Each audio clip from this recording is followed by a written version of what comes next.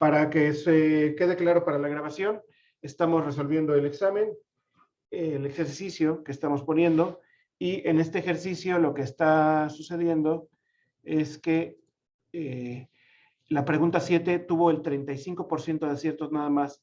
Parece que fue la pregunta con mayores errores. Estamos tratando de poner un ejemplo para ver cuál es. La pregunta 7 dice lo siguiente. Para que se quede grabado en el... Este no es. Perdón. Es... Examen diagnóstico. ¿Y dónde lo dejé? Aquí. El número de coordinación siempre es el número de ligantes que está unido al centro metálico en un compuesto de coordinación.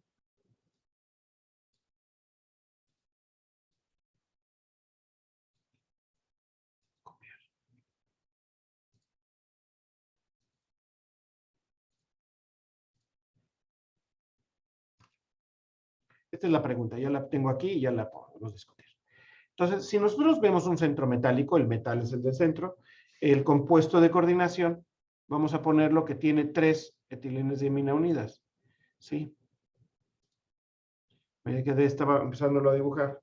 Vamos a tratar de dibujarlo.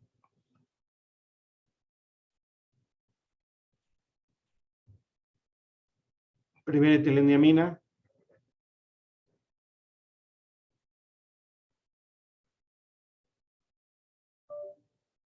Segunda etilendiamina.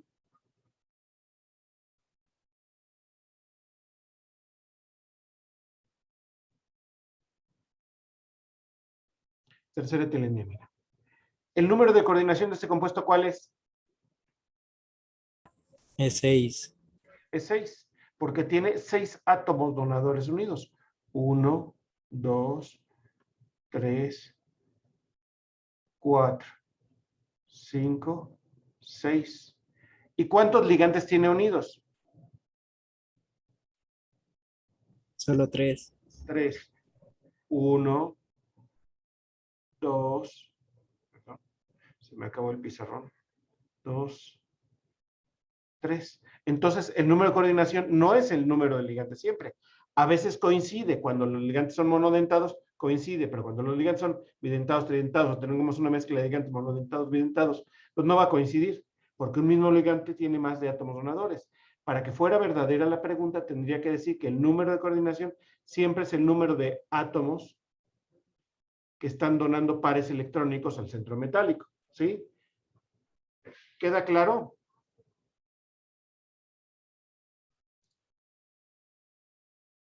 ¿Sí? ¿Alguna más? Sí, profesor. Si hay algo más, me lo dicen, ¿sale? Vamos a ver qué otra pregunta estaba complicada. Vamos a empezar por las preguntas complicadas, porque si todo el mundo está de acuerdo que está bien una pregunta, pues ¿para qué la revisamos? Mejor vemos las más complicadas. La 10 también tenía bastantes errores, me parece, el 50%. Vamos a ver antes. 62. La 16 creo que tuvo muchos. ¿Cuál? La 16. 16. Vamos a la 16. Creo que cometí un error ahí, creo que la 16 y la 15 eran iguales. Vamos a ver. 15. El compuesto níquel con 2 aguas y 4 amoníacos, 2 más, no tiene isómeros, tiene más de 2 isómeros, puede tener isómeros FACMER. Vamos a ver la respuesta correcta que está marcada. Una cosa que a veces puede suceder en este tipo de exámenes es que el que elaboró el examen, o sea, sé yo, pues puede cometer un error y marcar una respuesta incorrecta o puede cometer un error. Vámonos al examen, está el examen aquí, y vamos a ver la 16. Fíjense en la 16.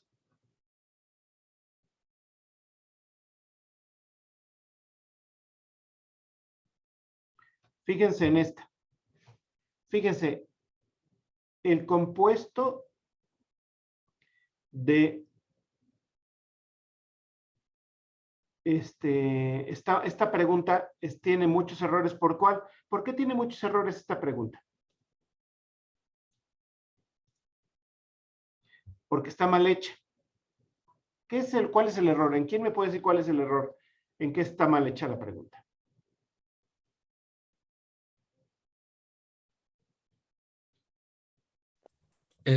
Creo que para que fuera va a comer, lo que necesitamos es que sean 6 ligantes, ¿no? 3 iguales y 3 iguales. 3 iguales y 3 iguales.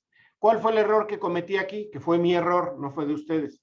Que copié la pregunta y puse la respuesta correcta de acuerdo a lo que estaba pensando, pero no puse 3 aguas y 3 amoníacos, lo dejé con lo que copié de la vez pasada. Entonces estaba mal la pregunta. Entonces no tiene mucho sentido esa respuesta, la 16, porque está marcada como buena una respuesta incorrecta. ¿Sale? Entonces, el compuesto en la 15, vamos a ver cómo era la 15.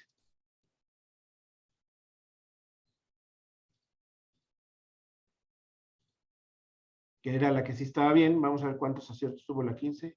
Mostrar respuestas, mostrar resultados. La 15, vamos a ver. La 15 tuvo 44, también estuvo mal. Si se fijan, la que tuvo mal fue la 16, y evidentemente era una pregunta, cuando sale así es que a lo mejor la pregunta está mal hecha, ¿sale? Entonces, la pregunta 1544 también tuvo muchos errores. Ahora sí vamos a analizarla, ¿sale? Y para eso vamos a volverla a mandar a la pantalla de ¿no? El compuesto níquel. Edición. Revisión instantánea. Y a ver si puedo hacer un invento aquí. New share. Whiteboard. Clear Android.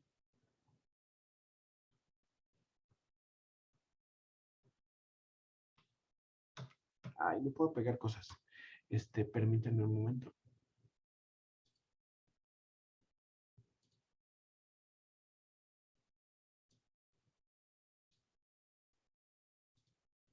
Un segundo, quiero copiar ¿cómo se llama? El texto para que se vea en la respuesta y no tener que estar.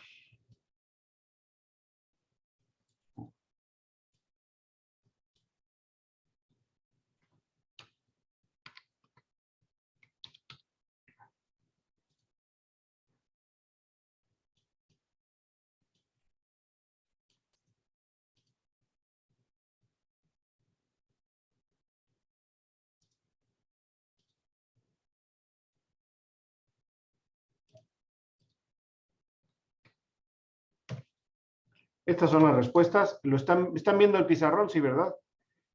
Sí, profesor. Sí. Un segundo, nada más que estoy copiando para no tener que estarme switchando de una cosa a otra. Estoy copiando la pregunta, ¿sale? Y parece que la tengo que poner en el pizarrón. Y ¿qué fue? Ay, no me está poniendo las cargas. No, que no me está poniendo son los paréntesis cuadrados.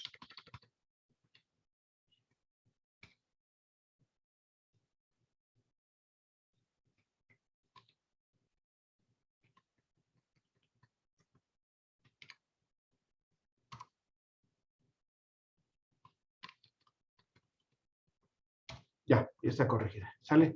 El compuesto que tiene 2 aguas y 4 amoníacos, que tiene níquel, es un octaedro. Entonces, si nosotros tratamos de dibujar este compuesto, vamos a tratar de dibujarlo.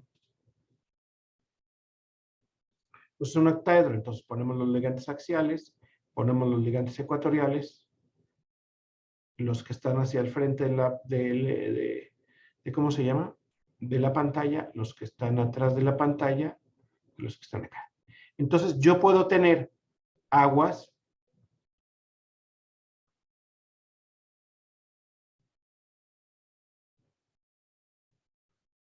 Me falta el metal, aquí el metal.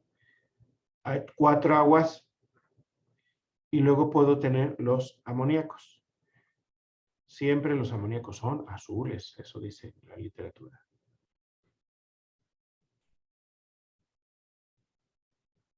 Entonces, si está así, puedo tener una isomería cis o trans. ¿Cómo sería la trans?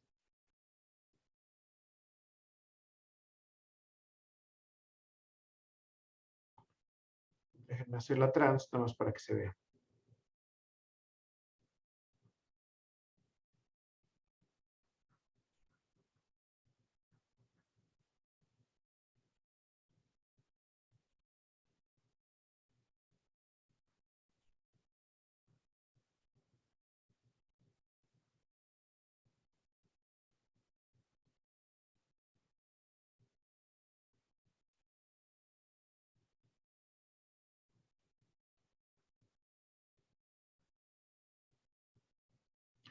En un caso,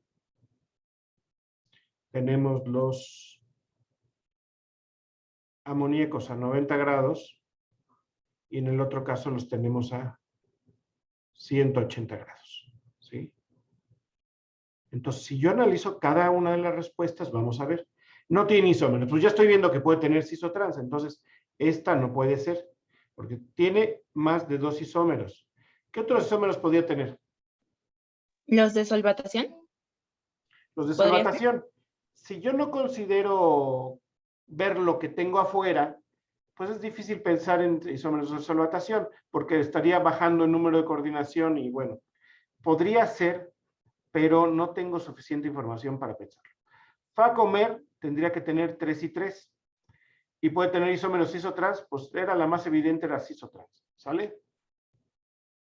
Aunque la B podría tener cierto sentido.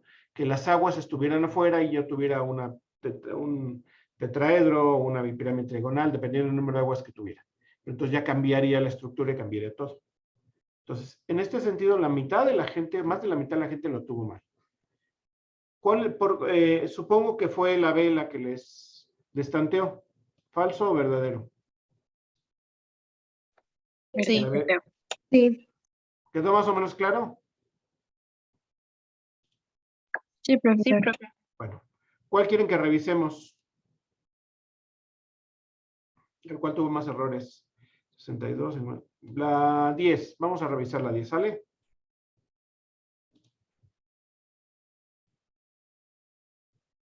Sí, les subo, este examen se lo subo ahorita al Classroom, ¿sale? Este mismo que tengo aquí, se lo subo al Classroom. ¿Les parece bien? Sí. Es que me lo preguntaron en el chat. Entonces vamos a ver la 10. New share. Vamos a ver la 10. Ya ven el examen, ¿verdad? El complejo de lantano con EDTA y etilendiamina en estado de oxidación, el estado de oxidación del lantano es 2. ¿Verdadero o falso?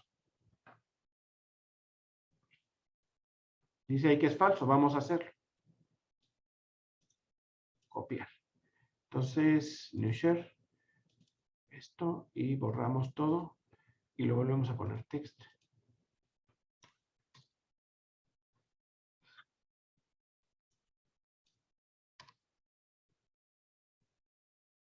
Este es el texto de la pregunta, y la pregunta nos dice que es,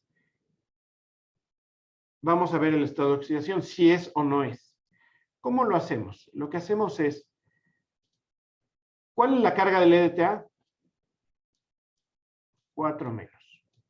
Y este 4 menos se lo tengo que sumar al estado de oxidación del lantano, que lo ponemos en un circulito aquí, y se lo sumo, ¿sale? Y si le sumo la carga de la etilendiamina, que es 0, lo pongo así como en las computadoras para que se vea que es un 0, esto tiene que ser igual a la carga de la esfera de coordinación. ¿Cuál es la carga de la esfera de coordinación? 1 menos. Menos 1. ¿Por qué sabemos menos 1? Porque tenemos un cesio, y sabemos que el cesio está en el grupo 1, y por lo tanto tiene un estado de oxidación 1 más, ¿sale? Entonces, si yo lo que hago aquí es, pues para poder, para que esta ecuación o esta aritmética pueda ser adecuada, pues tengo que sumar 3 a menos 4 para que me dé menos 1. ¿Sí? ¿Quedó claro? Sí. Entonces, si yo veo la respuesta de la 10, la mitad lo tuvo mal, ¿sale? Vamos a ver la respuesta de la 11.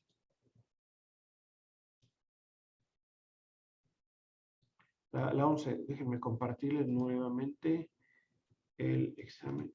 Y la 11, aquí está. ¿Lo ven?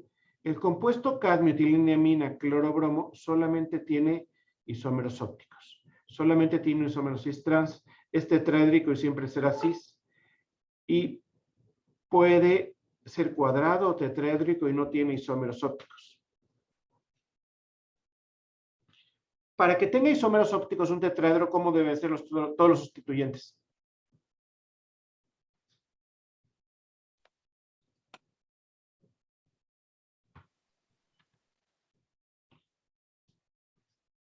¿Puedes repetir la pregunta, por favor?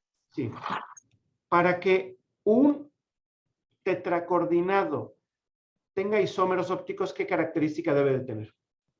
Deben ser distintos. Normalmente los cuadrados no tienen isómeros ópticos, los tetraédricos sí tienen isómeros ópticos, que es el caso del ¿cómo se llama? Del carbono. Y cuando tienen isómeros ópticos los tetraedros, ¿qué características deben de tener para que ¿cómo se llama? El compuesto tenga isómeros ópticos?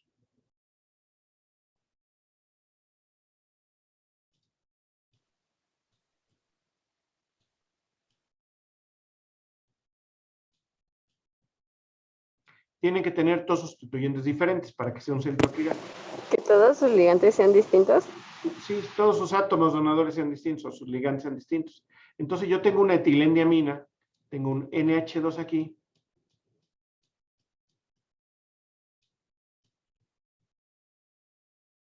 Y aquí tengo un H2N. ¿Sí? Luego tengo bromo. Y luego tengo cloro. Que no me acuerdo qué metal era, pero bueno, es igual. Entonces, si se fijan, tengo tres distintos. Estos dos, tanto este átomo donado como este, son iguales, son del mismo ligante. Entonces, no son quirales. Lo que sí vamos a tener es Neuscher. Vamos a ver las preguntas. La respuesta puede ser cuadrado o tetraédrico, ¿sí? Y es evidente, cuando tengo algo tetracoordinado, pues lo más posible es que sea cuadrado o sea tetraédrico, cualquiera de las dos opciones. Vamos a aprender más adelante que cuando nosotros tenemos en una tabla periódica,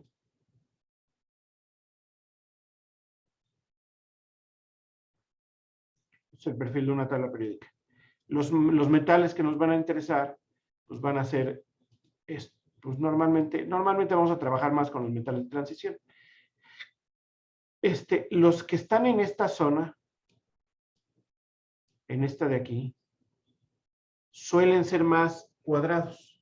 El resto, tetraédricos. Por ejemplo, el zinc, cadmio y mercurio, 2 siempre son tetraédricos. El níquel puede ser cuadrado, puede ser tetraédrico. El paladio y platino casi siempre son cuadrados. Y les gusta el número de coordinación 4. ¿Sí? Entonces, en general, si no sabemos de qué metal está hablando o no tenemos la certeza, pero de cómo son, o de por qué cómo explicar que unos sean cuadrados y otros no, pues puede haber las dos posibilidades. Hasta el momento no hemos visto teorías de enlace, entonces no tenemos la capacidad para discernir, decir, el paladio siempre va a ser, o el zinc 2 siempre va a ser tetraédrico, el paladio no, el paladio va a ser cuadrado. Eso no lo sabemos ahora, lo sabremos un poco más adelante cuando veamos teorías de enlace. ¿De acuerdo? Si necesitan algo, me interrumpen, por favor. Si algo les parece confuso. O si les parece todo confuso, me voy a poner a llorar. Pero espero que no. Entonces, 50-50. Las demás razonablemente bien estuvieron con esto. Yo creo que lo vamos a empezar a dejar, yo creo que lo vamos a dejar aquí. ¿Sale? Recuerden que la 16 estaba mal. Les voy a subir el examen resuelto a estos por si lo quieren volver a hacer. ¿Sí? Si lo quieren analizar más profundamente. En general, ¿cómo fue la puntuación? Vamos a ver la puntuación. En general, a ver, vamos a ver aprobados. 1, 2, 3, 4, 5, 6, 7, 8, 9,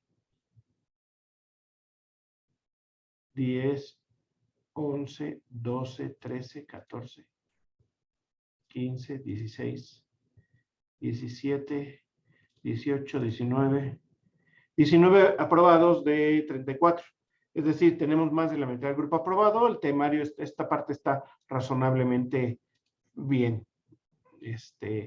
Si ustedes lo repasan más, será más fácil de ver.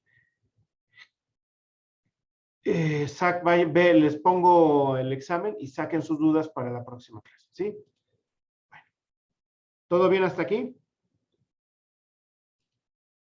Sí, profesor. Sí, profe. Bueno, entonces vamos a empezar a ver otro tema. El otro tema que vamos a ver son ya las teorías de enlace en química de coordinación. Antes de hablar de magnetismo tenemos que ver algo de teorías de enlace y me gustaría empezar a verlas. ¿Sale? Déjenme compartirles. Ay.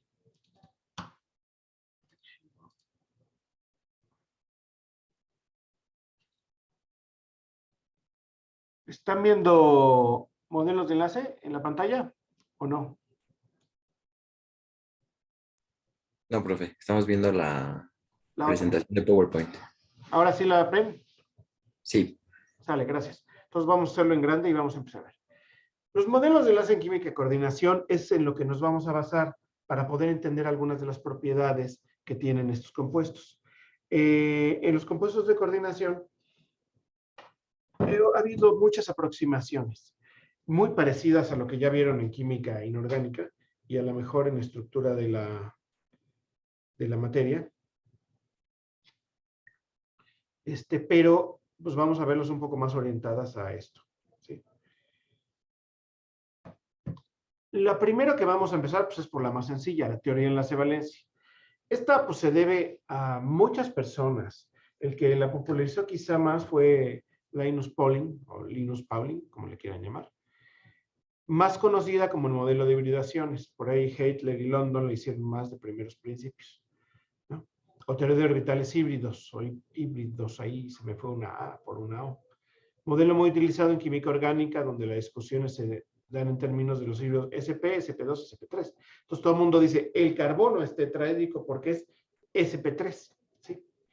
Y la acetona es triangular porque es SP2. Y de ahí sale la situación. Si nosotros, Linus Pauling amplía su teoría para aplicarla a compuestos de coordinación con iones de transición, es decir, con participación de los orbitales D en la hibridación, además de la SIP. Y esta teoría es muy simple. ¿Sí? ¿De dónde sale la teoría de coordinación? Sale de lo siguiente. Os digo, de la teoría de enlace-valencia. ¿Por qué hay necesidad de hacer esto? Si yo lo que tengo es que voy a tener orbitales de 5 orbitales de. Vamos a tener orbitales, voy a ponerlo de diferente color, S. Y tenemos orbitales P en un compuesto de coordinación en la capa de valencia. Yo voy a poner los electrones del metal, vamos a poner un hierro 2. Y como ustedes saben más, díganme, ¿qué configuración electrónica tiene el hierro 2?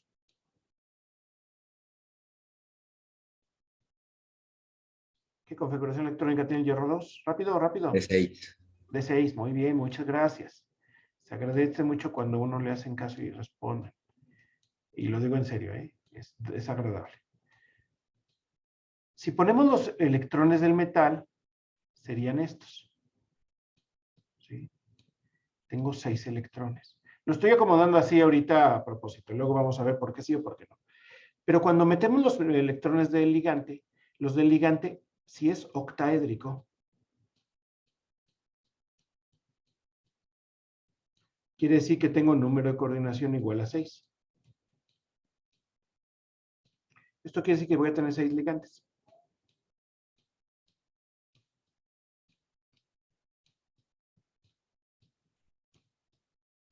Cada ligante dona un par de electrones. ¿Sí? Estos son los 6 ligantes. ¿De acuerdo? Pero vamos a analizar cómo sería la geometría de esta cosa. Yo sabría que es octaédrico. Pero bueno, yo aquí tengo 2 orbitales D, en donde están metidos 2 ligantes. O 2 átomos donadores, pues. Vamos a poner ligantes movimentados para ahorrar. Entonces, pueden ser, ¿cómo son los orbitales D? Si yo pongo que es el X cuadrada menos Y cuadrada uno de los orbitales y el otro es el z cuadrada, de los Ds, el z cuadrada, este orbital tiene una forma así, así, así y así.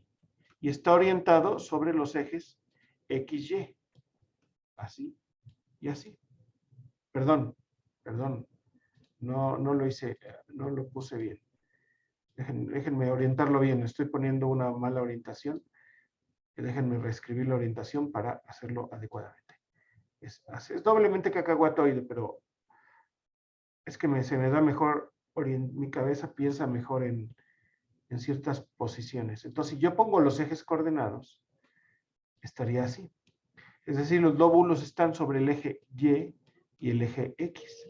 Si yo meto un ligante, ¿qué va a suceder? El ligante va a meter su par de electrones, pues por acá, ¿no? Y a lo mejor, por aquí, ¿no? Entonces puede estar en el eje Y, en el eje X. Si yo veo el dz cuadrado es un orbital que es simplemente cacahuatoide con una lona. Y está orientado sobre el eje Z. Es decir, aquí esto es Z. Si yo lo veo de otra manera, pues en realidad Z estaría así. Y el orbital simplemente cacahuatoide con... Simplemente cacahuatoide con dona estaría así. Así se vería más con respecto al otro. Entonces, si yo pongo un ligante que está entrando en esto, que sería aquí el ligante. Entonces, si se fijan, yo ya tendría un ligante orientado en un eje X y a 90 grados otro ligante en un eje X, porque el orbital de z cuadrado está a 90 grados de este orbital. Luego los S. En el S yo tengo que es, ¿cómo es el S? Es esférico. Entonces, cuando viene un ligante, pues puede ser en cualquier posición. ¿Sí?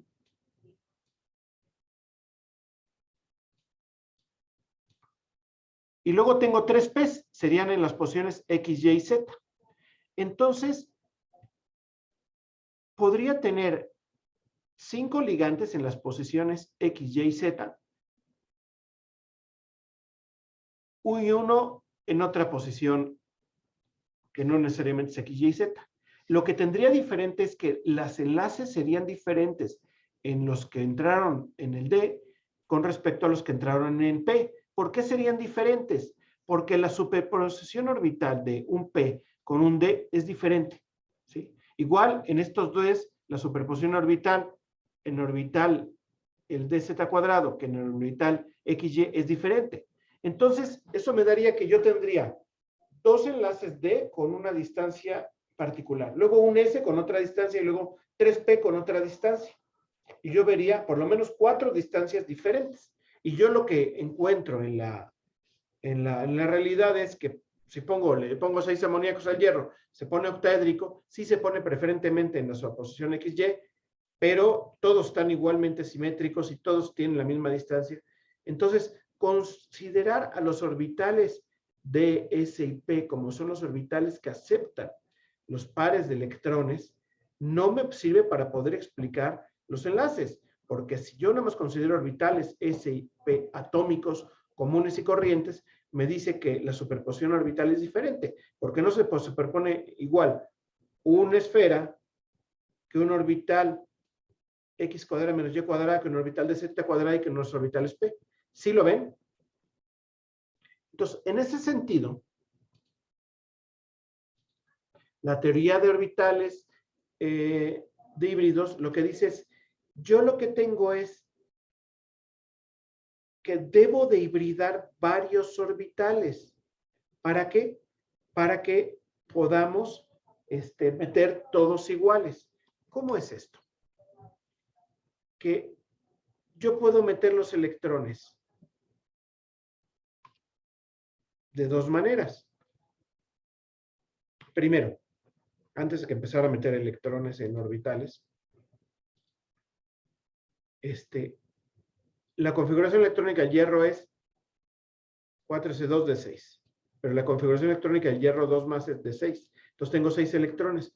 ¿Cómo los acomodo? ¿Así? ¿O así? Según el principio de llenado de above, ¿cómo los debería de llenar?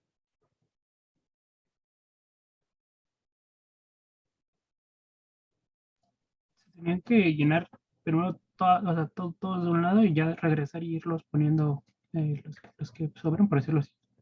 El principio de llenado de above me dice una cosa muy interesante, muy importante. Los electrones deben de ocupar orbitales separados. Es decir, si yo tengo 6 electrones en un orbital, en orbitales donde caben 10 porque tengo 5 orbitales D, deben de estar separados, deberían de ser los principios básicos de la mecánica cuántica, me dicen que debería ser así. Y yo lo que encuentro experimentalmente es que tengo hierro 2 octaédrico de las dos maneras, cuando tengo espines separados y cuando no tengo espines separados. ¿Por qué no puede entrar así según las leyes de la mecánica cuántica?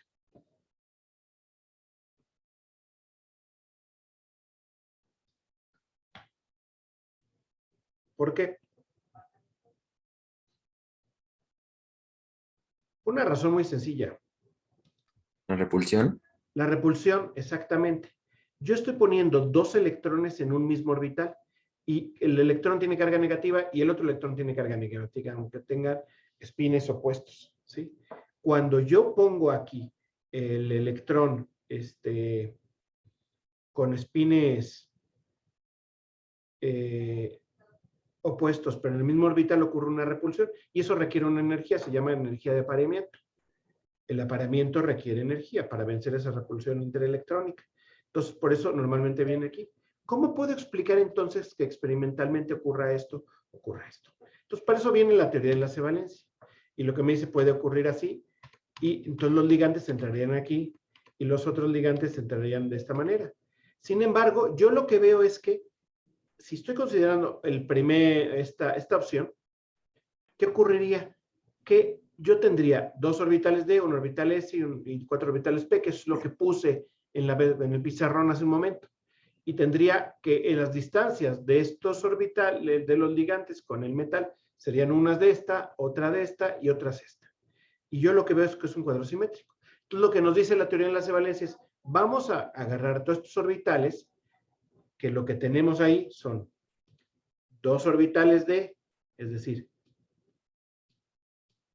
2 orbitales D, un S y 3 P's. Y vamos a mezclarlos. La manera de mezclarlos es meterlos en una licuadora, molerlos y hacer 6 cosas iguales, con lo que nos resultó.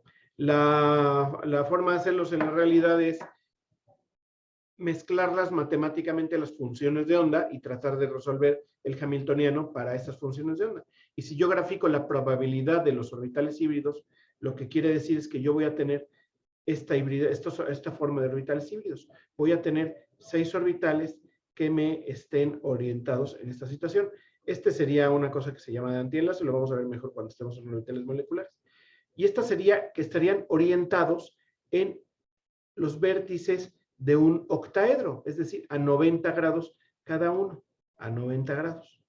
Y de esa manera, si yo ya no considero que voy a tener orbitales D, orbitales S y orbitales P, sino voy a tener unos que se van a llamar de esta manera D2SP3 y que eso va a ser un octaedro, me explica por qué el hierro es octaedro y todas las distancias son iguales y todas las energías de enlace son iguales. De esa manera lo puedo hacer. Sin embargo, esta teoría no me explica este fenómeno. Que yo tenga los electrones desapareados o apareados. Es decir, aquí están todos apareados y acá están desapareados. Si yo veo la opción de desapareados, los ligantes, que son los rojos, entrarían ahí, me dan un par de electrones, otro, y en total 6. Entonces, lo que estoy haciendo aquí es combinando un S, 3 P's y 2 D's. Exactamente el mismo número de orbitales y el mismo tipo de orbitales que combiné la vez pasada. Nada más, la única diferencia es que antes combiné de los 3D y ahora de los 4D. La diferencia en energía entre 3D y 4D no es muy grande, ni entre los 4S y los 4P. Por eso esta teoría predice que al no ser muy grande, pues no me va a costar mucha energía que entre los ligantes. Y para poderla meter así y tener orbitales híbridos, yo voy a considerar que todos los orbitales híbridos van a tener la misma energía. Entonces voy a tener una hibridación que se va a parecer mucho y que va a tener el mismo resultado. Va a ser octaédrico, nuevamente con 90 grados. Aquí. Y lo voy a tener de esta manera. Así voy a tener una hibridación sp3d2. En el caso anterior tenía una hibridación d2sp3, pero a final de cuentas son el mismo tipo de orbitales, el mismo número de orbitales que estamos mezclando. ¿Sí? ¿Vamos bien? Entonces, si yo veo que las posibilidades es poner dos orbitales de 3p y un s, yo voy a pensar inmediatamente en octaedros. Es más interesante otras geometrías. Por ejemplo, nosotros sabemos que los tetraédricos pueden ser o bien cuadrados o bien tetraédricos. Los tetracoordinados, perdón. Los tetracoordinados pueden ser o cuadrados o tetraédricos. Si yo pongo ahora un metal que puede tener las dos geometrías, como el níquel 2, va a ser un D8. ¿Esto qué quiere decir? Que va a tener sus 8 electrones del níquel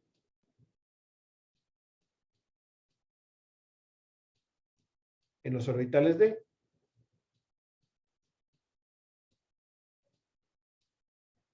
Entonces tengo 2, 4, 6, 8. Entonces cuando empiezan a entrar los electrones, van a entrar así. 1, 2, 3, 4. Los ligantes. Si es tetracoordinado, los 4 cianuros van a entrar por ahí. Y aquí voy a tener estos 4 cianuros.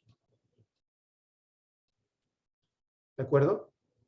Entonces, aquí estoy tomando un orbital D, un orbital S,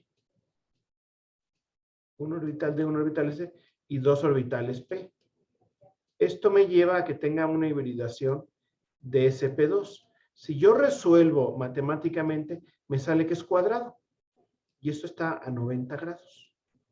¿Sí?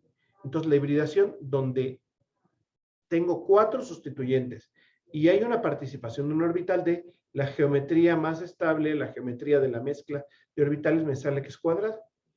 Entonces, ese compuesto de níquel será cuadrado. En cambio, si el compuesto es paramagnético, va a tener una hibridación sp3.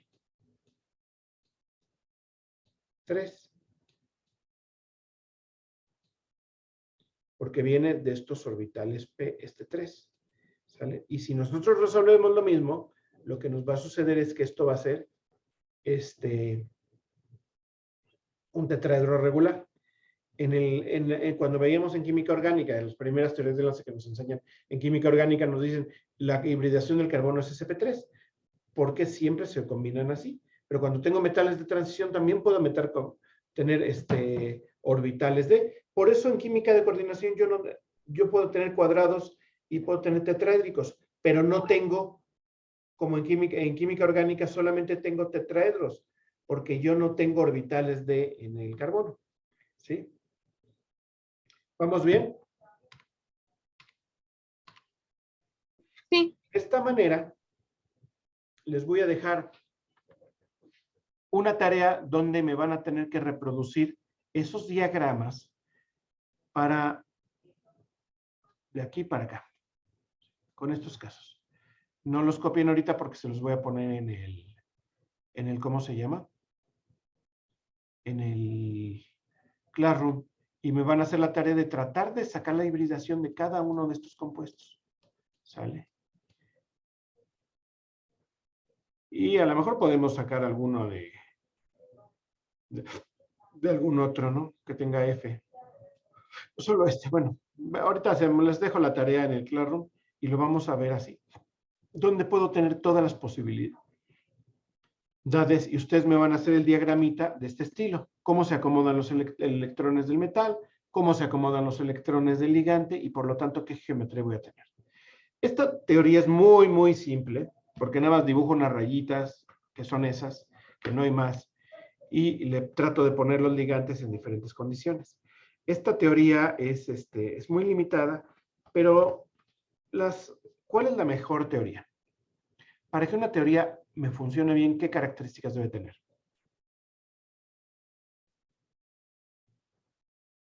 No es una ley, es una teoría. Entonces tiene limitaciones.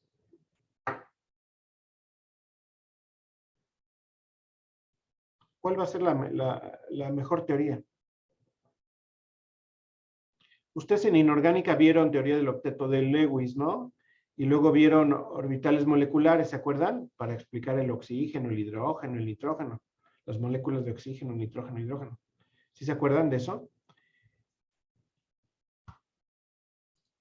Sí. ¿Por cuándo entonces vamos a utilizar una teoría y cuándo vamos a utilizar otra?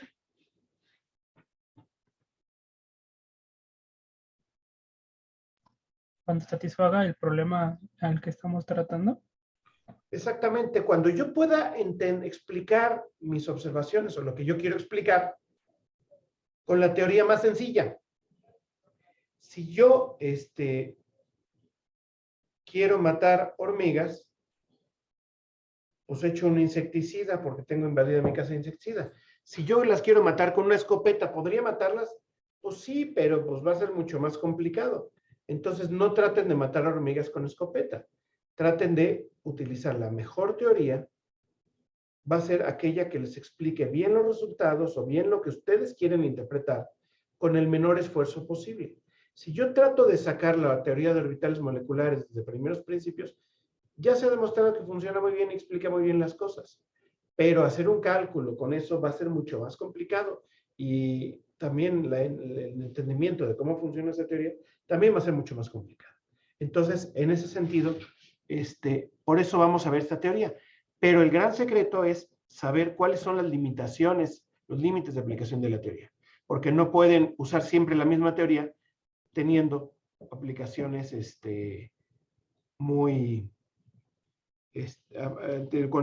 teniendo limitaciones muy grandes o queriendo explicar. Por ejemplo, yo no puedo explicar paramagnetismo y